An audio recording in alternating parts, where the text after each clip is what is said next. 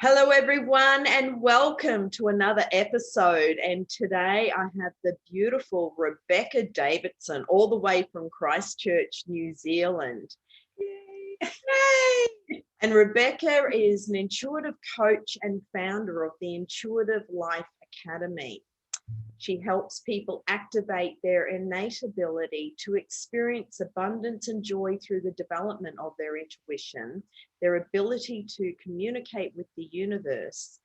As an international speaker, writer, and mentor, she has empowered thousands of people to break free from their own limitations, to live a life deep down they know that is possible, one filled with opportunities, fulfillment, and pleasure. As a healer and an empath, her gifts lie in reading and clearing people's energy blocks, the ones they don't know that they have, so they can experience more ease, flow, and harmony in their life and world. Though Rebecca's background is in banking for 13 years, and I'll let her talk more about that. So before she started coaching, she was curious to see how people often had very distorted relationships with money and how that impacted their level of happiness. She was fortunate to work in private banking for high net worth customers and was very interested to see that these clients treated their money very differently from other people who were running fear, scarcity, or lack.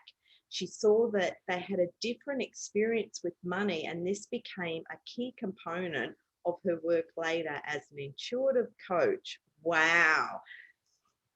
Interesting. So, Rebecca, I would love to hear, especially from your background and your story, with all the clients that you used to work with. Mm-hmm. So what's that gap that the very high wealthy people have this mindset, and so what's that the secret sauce and that peace that most people are experiencing in everyday life? That's a great question, Linda. And I think the first word that actually comes to mind is contrast. Because when you have money, you feel relaxed and you have a sense of certainty and you have a sense of safety. But of course, when you don't have that experience and you're experiencing lack or scarcity, it actually, it has a negative impact on you. There's a constant rumination. There's a perception of reality, which is not really helpful. So I guess my work in private bank and banking, obviously we're doing regular things like lending money, conveyancing, all the rational mind and rational world transactional paper-based stuff.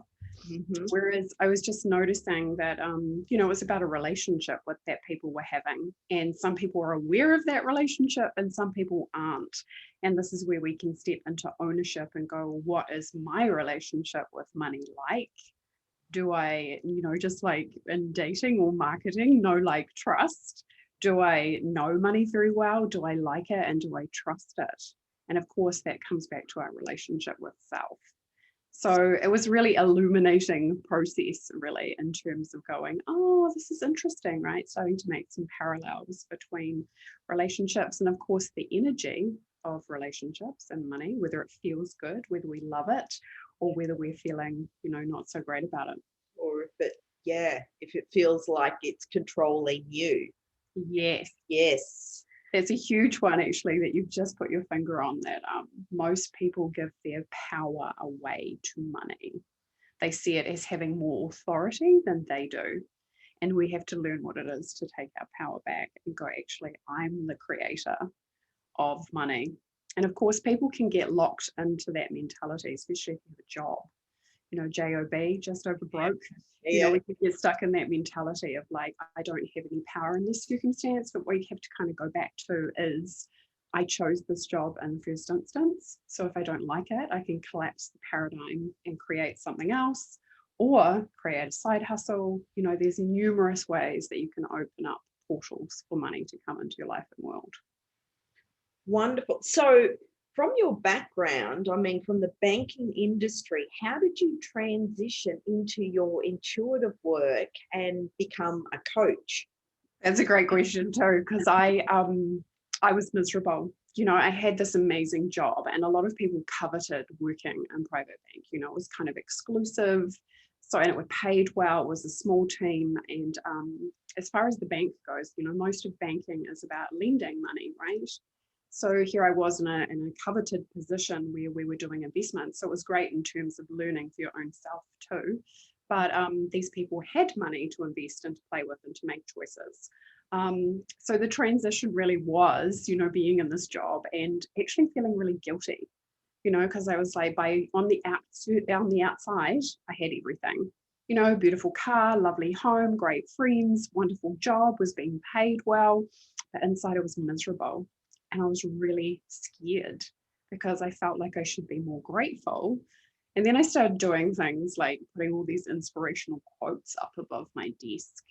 And then I eventually realized that it was a value mismatch, because I always thought there was something wrong with me. I was like, I should be more grateful. People would die to have this job. And here I am, kind of miserable, thinking it's kind of boring. And then realizing that my values weren't aligned. And of course, the values of the Academy are freedom, pleasure, and abundance.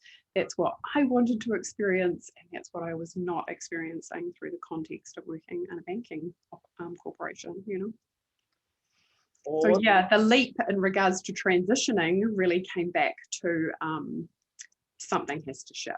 My intuition, as you could say, because I wasn't really listening to it back then, but it was kind of yelling at me.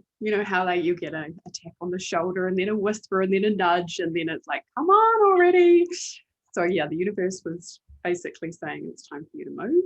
I had no clues what that was going to look like, but you have to take action and then things can shift. So I actually did end up leaving the bank. I went and did something else in the meantime. I went and did event management. But then, that just opened up a whole bunch of energy, and I started listening to my intuition more. And that's how I ended up finding intuitive coach training. So you were really tuning into you, what makes your heart sing, and following your guidance. Yes. And then it's just growing from there. Exponentially.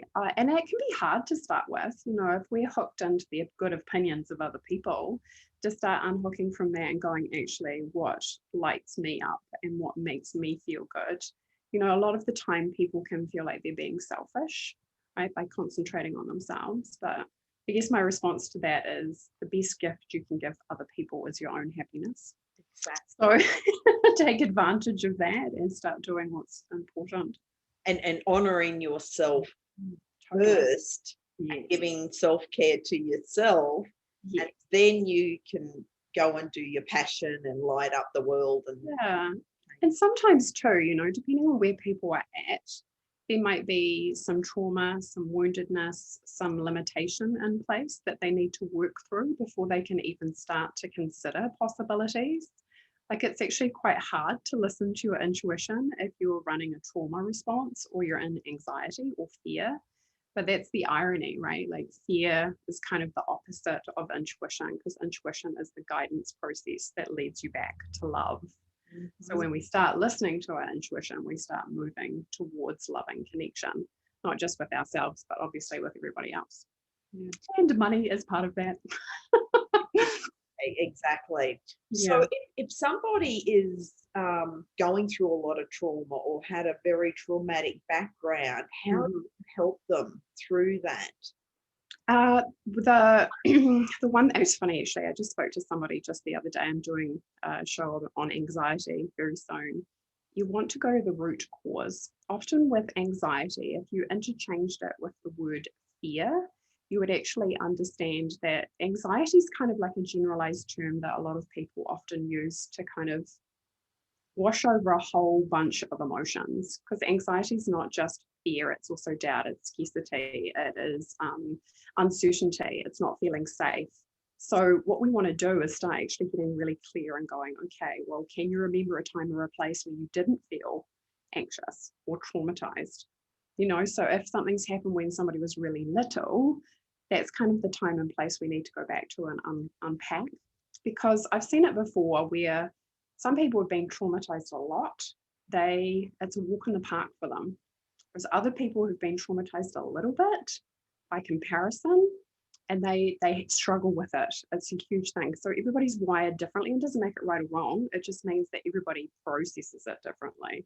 So we need to go back to the root cause and heal that. That involves witnessing it, loving it, bringing in high frequency energy, which is love frequency. Love heals. The judgment perpetuates. So often people who are suffering from anxiety, number one, they're making themselves wrong about it, right? That they feel that way, which is perpetuating the problem. Judging themselves, and then feeling that everyone else is judging them for being who they are. Yeah, which is kind of, it's exacerbating the problem. So starting to unravel that by going, what really needs to be healed? And it's often not what we think, because of course our body remembers everything that's ever happened to us. It makes meaning of that, and it stores it in our subconscious. That's why we need to work with higher frequencies of energy, so that can come down into the central nervous system and start unlocking all the trauma on a physical level from all the cells in your body. So yeah, it's all interconnected. But again, my short answer to that is find the root cause, because if you don't find the root cause, you can't let it go. And unfortunately, a lot of people do live in the reality that they think that their anxiety is not curable, and that's not true. It just means that you haven't found the root cause. Well, and then that's a belief in itself. Yeah, right. And then are they willing? But unfortunately, people get told that, right? They get told that sometimes. I've heard people say, "Oh, I've been told by people." I won't say who, but I've been told by people, right, that it's not curable. And it's like, well, that's not true. The body knows how to heal itself, but it's just a matter of helping us to identify what the root cause is. Exactly. Yeah, exactly. So what would you consider your superpower then? Oh, definitely my intuition.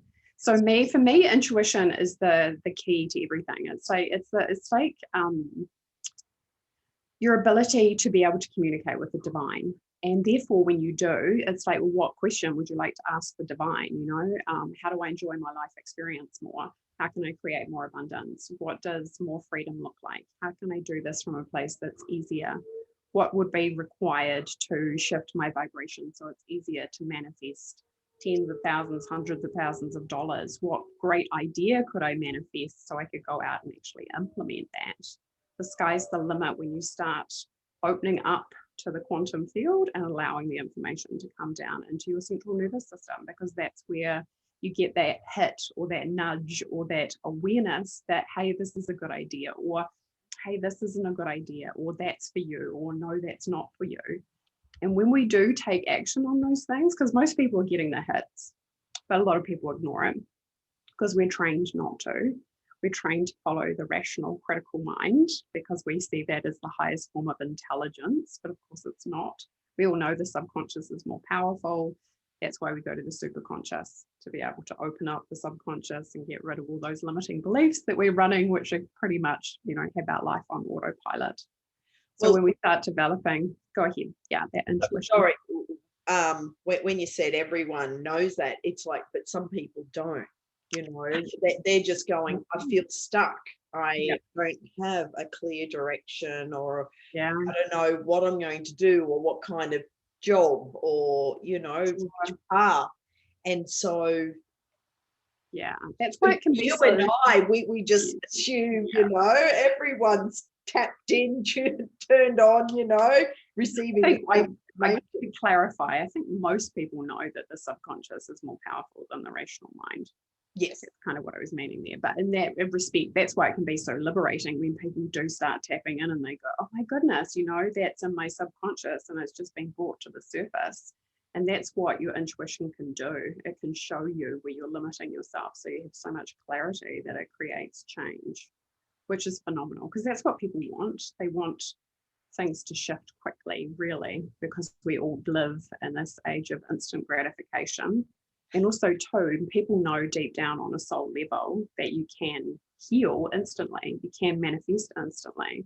But if you've got a belief going out that says that that's not possible, and there's another part of you that's trying to make it happen, of course, they're going to cancel each other out. Beautiful. Beautiful. So what do most people come to you for? What? Most people come to me now for intuitive and psychic development. So they come to learn how to create shifts within themselves so they can step into being a coach, a healer, or a guide. I do that through my program, Intuitive Mastery, which is pretty much a year long, and it's a deep dive into the inner workings of your own self, right? So you can feel your intuition and then take action on it. Like I said, the rubber really hits the road when you're taking action on it. And the other thing, of course, the Intuitive Life Academy does is we're really passionate about light workers becoming profitable. So how to do the inner work again of the relationship with money, but also too, if you're looking to step into business, how to create profit in that as soon as possible.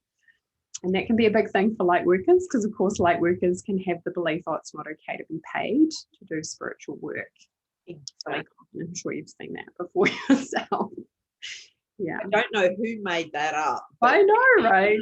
Well, apparently, I guess they thought that, God over here and money over here, historically speaking, because again, that saying money is the root of all evil and God is supposed to be the goodness. So never the twain shall meet. I would imagine it originated with some of that.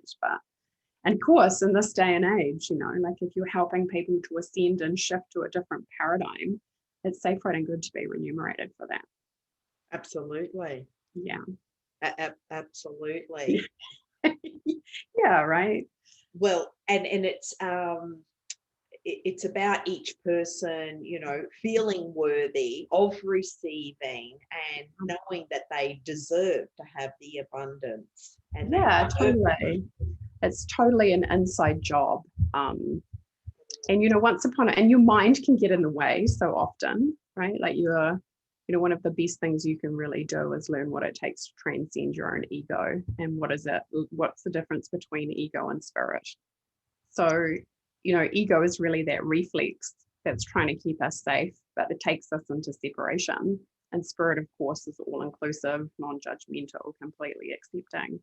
But, as humans, we love to judge ourselves, right? And other things like money. So, of course, if we're judging something, we're literally pushing it away from us. So we have to undo all those judgments and go, it's safe for money to kind of be neutral so I can actually receive it. Beautiful. So is your program specifically focused on the money piece, or do you in regards to programs, I do 3. So Intuitive Mastery is for the psychic development, Profit Accelerator is really for business owners, and Intuitive Abundance is for people who want to create a better relationship with money and use energy tools to shift it. So again, and that's what happens often is when people do the work of shifting their relationship with their own value. That's when people do often manifest, right, an opportunity or a lump sum of money, and people get really excited about that. But I like to reiterate with people that, yes, of course, that's possible, but what's most important really is your relationship as a creator, because anybody can create money, right? It's a piece of paper, it's a renewable resource, but not everybody is choosing to activate their ability to be the creator from spirit. Yeah, and that's way more powerful, right? Way more powerful. It's kind of like going, would you like a fish, or would you like to have a limitless supply of fishing because you're going to learn how to fish for the rest of your life? That's the difference. Yeah, I love that. I love that metaphor. Yeah. It's a good one, right? I think that's what everybody wants. Like when they go to manifest something, and you know what it's like if you've ever set a goal and then you've manifested it, and then there's part of you that kind of goes, oh, that was nice. But now you go on to the next thing. What the difference is really when you're using your intuition, it's kind of like a process of evolution. It's not just ticking something off a list. You're actually shifting your perspective and you're increasing your power and authenticity by becoming the person who can create that. So it's deeply fulfilling rather than just being like, oh yeah, I've done that. Yeah, it's a very different. And again, that's probably an important thing to reiterate, right? Because I think sometimes we can set a goal and we can achieve it, but we can do it from a place of still not feeling fulfilled. Your intuition will always bring you that sense of delight, really, that comes from going, oh my goodness, look what I have created. That's incredible. Awesome. Do you know, when I was 17, I was working full time in hospitality, though I also had a little side business Mm-hmm. selling skincare products with Oh, yeah, an yeah, yeah. Australian company. But the training that we received in that, read the book, The Richest Man from Babylon, Oh, yes, yes. and Think and Grow Rich. And so Mhm. I was exposed to, that foundation learning from a Yeah, young age. yeah, Um, perfect. before I started on my spiritual path, but I used Mhm. to have a scrapbook and cut out all the pictures of the stuff that I Mhm. wanted. And Mhm. like you said, tick it off. It's like I just manifested it. It's like, and back in those days, we're going over 30 years. Mhm. Yeah. It was like my first paycheck wasn't great, but I still saved up and Manifested. I Yeah. manifested, this Yeah. so-called stuff Totally. that, I wanted at the time, and Yeah. manifested, a car and then a mortgage and, Mhm. so Mhm. um fascinating. I mean, yeah, we live in this abundant universe. Yeah. And also too, like I talk quite a bit about what does it take to see money from the universe's perspective. Because of course, there's nothing like money to activate the ego, right? And the ego, has all these wants and desires and can go into comparison and judgment, etc. But that can create some angst in our relationship. But that's often what happens, right? If we make more money, does that mean that people are going to want more from us? Does it mean that I'll have to be more responsible? Does it mean that people will be writing to me or reaching out to me and asking me for money? It can bring up a whole set of fears. And that's why pretty much everybody has limiting beliefs around money. And again, in private bank, there was a client there who made like 20 grand a week. And I tell you what, the day before he got paid, it would all be gone. It was like he literally couldn't hold the energy of it. He just had to get rid of it. And he did that consistently. It was just like, wow. And I know like people often start living to their means, right? But it was more than that. I could see that it was an energy that he was carrying. He just didn't have a strong container. And I would call that a money leak, right? Rather than a money block. He just brought it in and then he got rid of it. So yeah, and learning these things, right? Learning what it is to have a good foundation, a good boundary, good standards, to know what your values are. These are all things that actually, move into your relationship that you're having with money. A lot of people don't see the correlation between forgiveness and abundance, right? How can you be truly abundant if you've got somebody in your life who's unforgiven? That's going to have a knock-on effect in regards to your money. People don't make the correlation again often between judgment and then wanting to receive. If you're judging somebody else, you can't receive it yourself. That's right. So yeah, and that's why money can be, I see it as almost a really amazing way for the universe to get our attention. Yes. Yeah, Yeah. universe is clever. So, Yeah. what's a success story with one of your clients that you've worked with? Oh, I've got so many. And it's so fun too, right? When people send you messages and say, oh my goodness, I just manifested $30,000 out of nowhere. Or, I've got some videos on my YouTube channel if people want to have a peek at that. Because again, it's so funny, like people who come into the program and they're like, oh, I didn't think this was possible, or they're running the energy of resistance. And then, you watch the video at the end of it and it's rolling off their tongue like it's just natural to live in that state. So, I've done it before myself. I've manifested lots of lump sums. So oftentimes when you need it, oftentimes it's just been out of the blue. So, I think a lot of the time people want to, we want to get good at manifesting in the respect that we want to repeat it. So we can activate that. We can do things like activate the law of repetition. If you've had a great manifestation, what does it take to repeat that? And what does it take to run that energy through your energetic field? So it's easy for you to do that. But yeah, in terms of, one person is probably not really a monetary thing, but she said it was a game changer. She used to get nosebleeds. It was a client over in Los Angeles. And I just did a really quick energy clearing with her, and it came back to her value, ironically. But she used to get nosebleeds, and she was a chiropractor. So she wouldn't be able to actually work on people because obviously, can't do that. It would just mess up her day and mess up her week, and obviously impacted her income. And, she sent me a note a wee while ago now, and she said, and she also too wanted to manifest a partner. She said, "You'll never guess what's happened. I don't get nosebleeds anymore. I used to have them for 7 years, and now I don't get them. So it's increased my income because I can see more clients." And, and then not that long ago, actually, she just sent me a photo of her hand with an engagement ring on it. Oh, wonderful. I know, it was so cool. I was like, oh, I love my job. See, that's so fulfilling. Yeah, absolutely. Money manifestation is amazing, and it is really great to get comfortable with it. But again, that sense of fulfillment that comes from knowing yourself as the creator, that's really what I want people to take away from the work, because that's so much more powerful. Money is only what we make it. It really is just a piece of paper. So yes. Yeah, a lot of people say that it's energy, but it's like, well, is it good energy or is it not so great energy? Let's kind of check that. Exactly, because again, it could be a judgment on it. Mm-hmm. And it's like just clearing up, Yeah. what is that judgment, or is there any doubt, or even 1% can make a difference.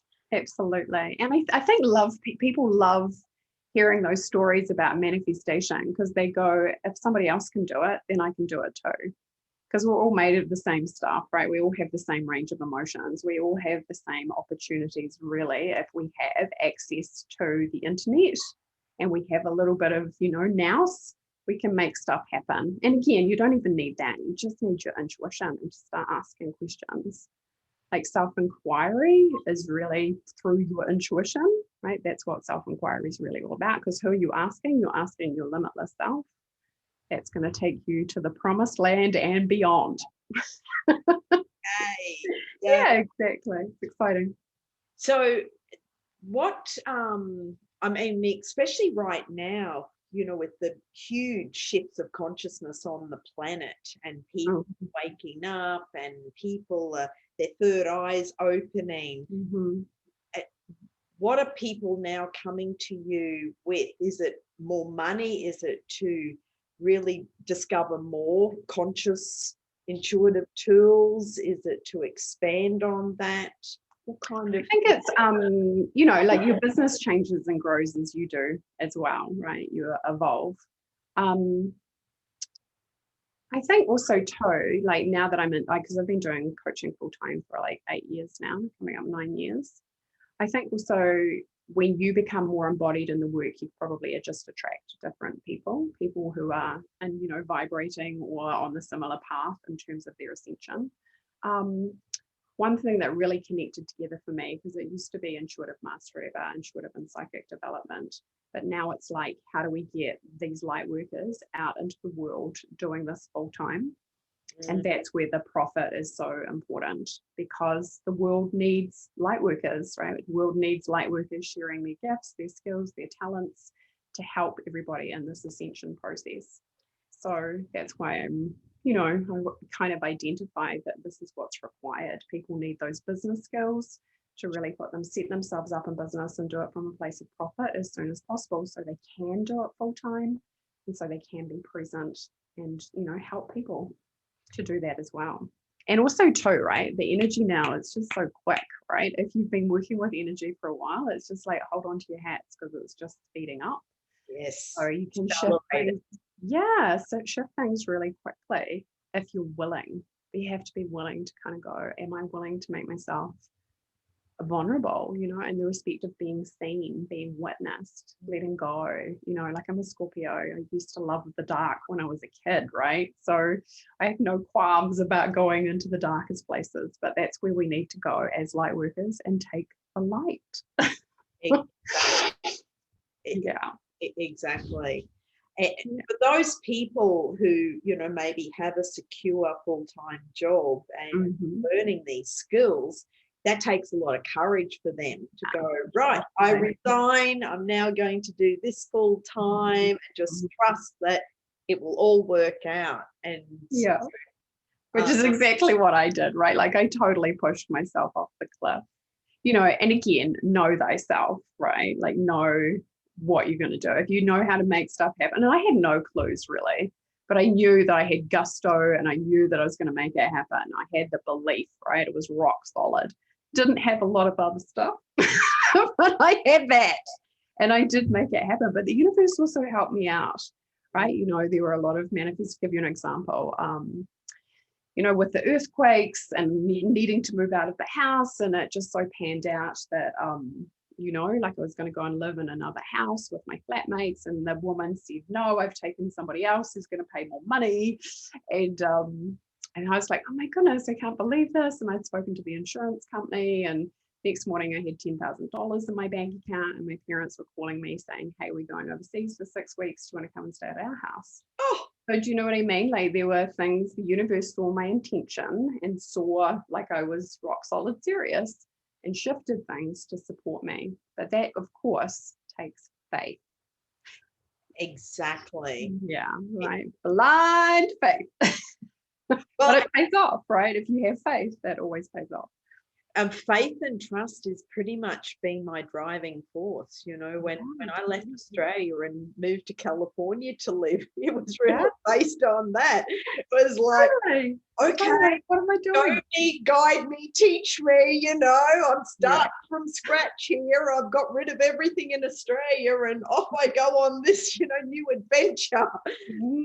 But what that does, though, of course, now is it becomes part of your inventory, like it's part of your library of experiences. Like that you can do that. So where there's something else that requires courage, you just say, walk in the park.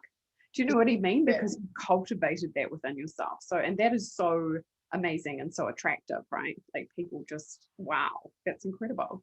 So yeah, love it.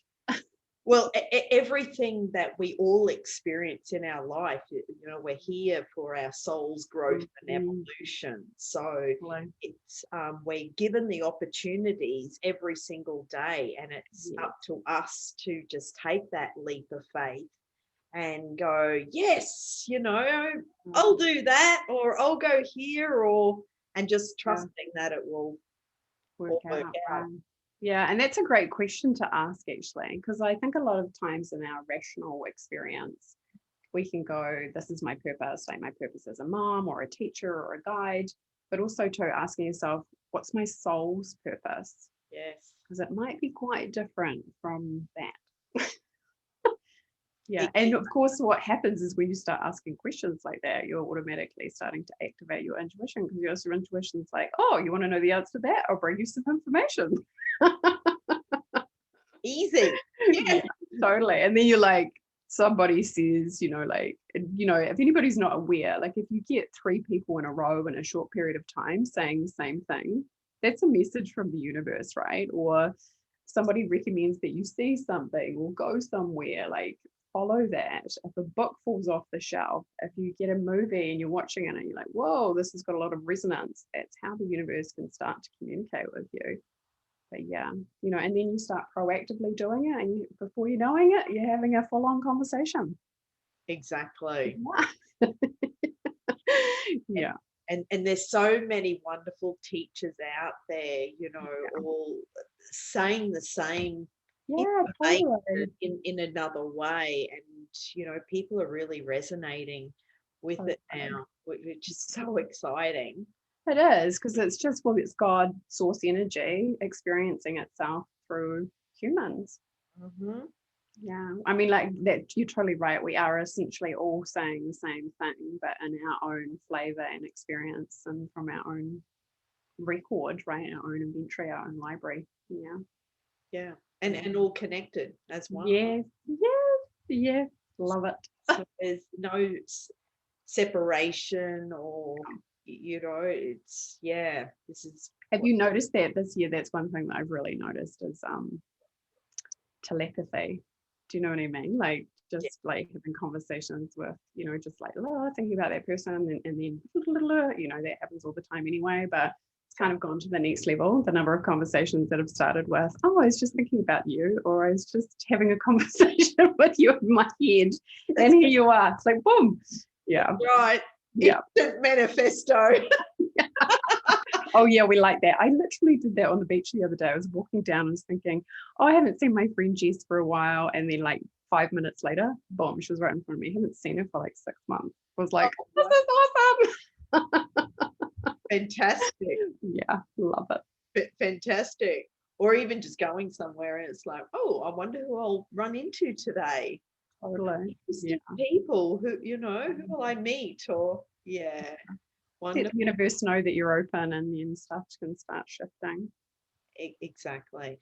So, Rebecca, what would you consider a super tip for people, and something, one thing that you want people to know right now? Well, this is a great question. And I think also too, well, even with my own intuitive development, I used to come from a place once upon a time where I used to think that suffering was kind of inevitable. And now I definitely know that suffering is optional. So my highest recommendation would be do the work of transcending your ego.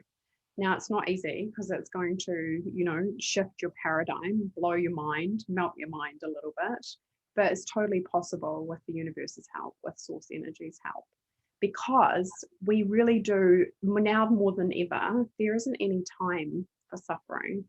It just takes us out of our truth. It's not really who we are. It's kind of, and I get it. And I know when people hear this, they can often get really activated because their ego goes, but you don't know what's happened to me.